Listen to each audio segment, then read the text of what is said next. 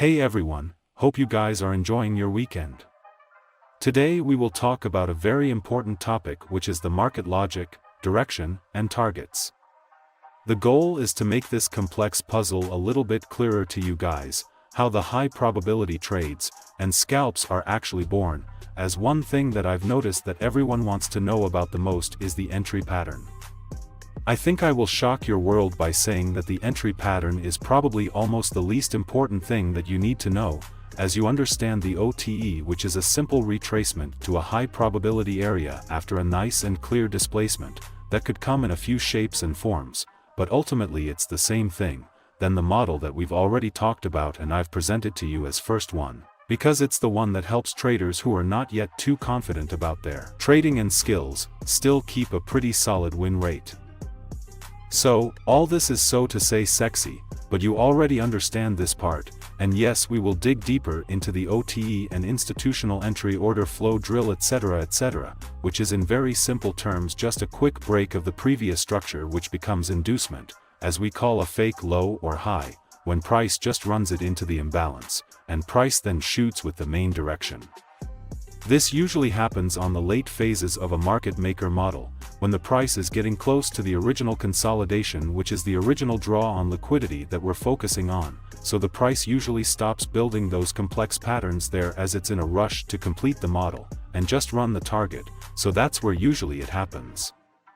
Circling back to the main topic, understand that entry is not the main thing to success, just simply focus on the order block that's overlapping imbalance, and is around the 0.62 OTE fib level. That's it, that's your entry pattern right here. Stop looking for all that fancy trading science. So, now that you have the entry pattern, understand that what actually creates the opportunity is first, understanding where the price is at right now, where it's pushing on the long-term vision and on the short-term vision. So, if let's say we have a bearish order flow on the daily time frame, meaning that the price is pushing towards a higher time frame imbalance and or sell-side liquidity pool, respecting bearish PDAs and breaking through the bullish ones, as day traders, are so to say long-term trades that we look for 50 to 70 pip swings now are to the downside with the daily time frame sponsorship. Now where the scalp plays are born are mostly two phases, when there's no actual daily direction and both daily and 60-minute charts are pretty much stuck in a range market, or, listen carefully now, when there's a level that price must hit in order to get in sync with the higher time frame direction, we focus on the 15-minute and 60-minute liquidity pools. That are the ones that must get ran in order for the lower time frames to get in sync with the higher time frame logic and direction. What this ultimately means is that we recognize the liquidity pool, and usually an important PDA like a 15-minute or a 60-minute fair value gap or an order block, that price will most likely have to run into, in order for the daily momentum to continue. This scenario creates a situation for us to look for small, short-term liquidity pool sweeps. That turns into smart money reversal patterns and market maker models towards that 15-minute and or 60-minute areas, that price will have to reach, before we see it trade with the daily momentum again. So, that area of interest becomes the target for our scalp play. This is when we focus on targets around 15 pip, 20 pip and 30 pip marks, aligning them with opposing PDAs, extension levels, and so on.